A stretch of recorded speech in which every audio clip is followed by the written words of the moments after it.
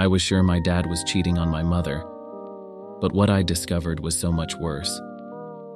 My dad was my hero. I looked up to him as I grew up.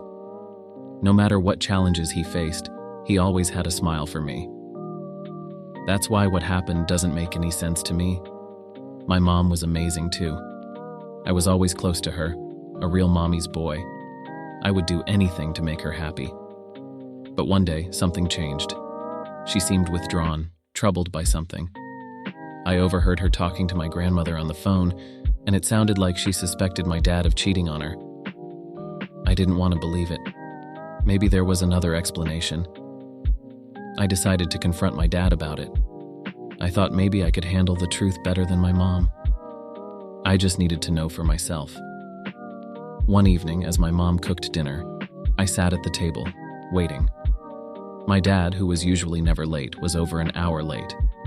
I could see my mom glancing at the empty seat where my dad usually sat, and then looking up at the clock. I didn't say anything because I didn't want to embarrass my mom by revealing that I knew what was going on. Finally, after over 2 hours, my dad snuck in through the back door. As I got up from the table, he looked at me with a nervous smile before disappearing into the basement. This was out of character for him, and it confirmed that something was wrong. I cautiously made my way down the narrow basement stairs, and that's when I smelled the unusual odor my mom had mentioned. It was hard to describe, a mix of a crusty old sock and the musty scent of an old folks' home.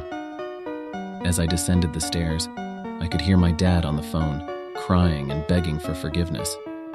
I reached the last step, forgetting that it creaked loudly. My dad noticed my presence and his usual smile turned into a hate-filled glare. He lunged at me, grabbing me by the collar of my sweater. The anger in his face terrified me.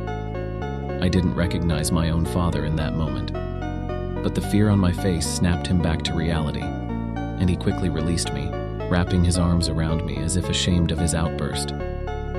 As he held me, he looked down at the phone in his other hand. I could swear I heard someone laughing on the other end. Without warning, my dad let go of me and retreated into the dark corner of the basement, sobbing. The next day, I followed my dad to work. I sat in a coffee shop across from his office building, waiting for him to finish. I hoped that my dad was cheating on my mom, because that would at least make some sense. I watched as he left work, still on the phone with the same disturbed look on his face. He glanced at his watch and walked in the opposite direction of home. I knew I had to keep following him, even though I was terrified of what I might discover. He stayed on the phone the whole time as I followed him for about 20 minutes. Finally, he arrived at a rundown, dilapidated house. I couldn't help but think of my distraught mother at home, wondering about her husband's whereabouts as my dad climbed the steps to the house. I watched as he let himself in, and my nerves got the better of me. I approached the front door and knocked forcefully. When nobody answered, I decided to go around to the back of the house. As I passed one of the windows, something caught my eye. To my horror, I saw my dad sitting on a chair in an empty room. He looked terrified, crying uncontrollably. I banged on the window, trying to get his attention, but he completely ignored me. I noticed something else in the room, someone small and creepy looking. They seemed to be giving instructions to whatever was on the floor, and they became increasingly frantic as the creature approached my dad. I couldn't hear the conversation, but suddenly a little girl walked into the room. The creepy child seemed scared of her and backed away.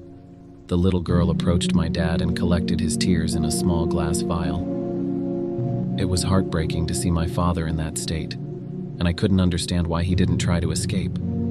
I was desperately trying to come up with a plan to rescue my dad, when suddenly I smelled that same odor from the basement.